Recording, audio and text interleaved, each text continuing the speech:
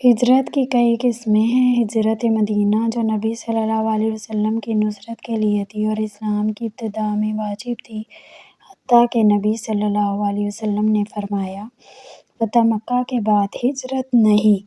منافقوں کی نبی کے ساتھ غزوات میں ہجرت تھی۔ دارالاسلام میں جو لوگ اسلام لاتے تھے ان پر ہجرت واجب ہو جاتی تھی۔ مسلمانوں کی ہجرت اس چیز سے جو اللہ تعالیٰ نے ان پر حرام کی ہو۔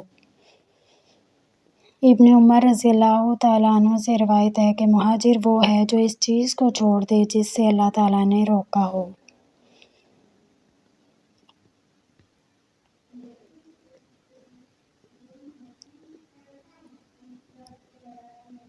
نافرمانوں کی ہجرت یہاں تک کہ ان سے کلام نہ کیا جائے، یہاں تک کہ وہ توبہ کر لیں، جیسا کہ نبی صلی اللہ علیہ وسلم نے کعب بن مالک رضی اللہ تعالیٰ عنہ اور ان کے ساتھیوں کے ساتھ کیا۔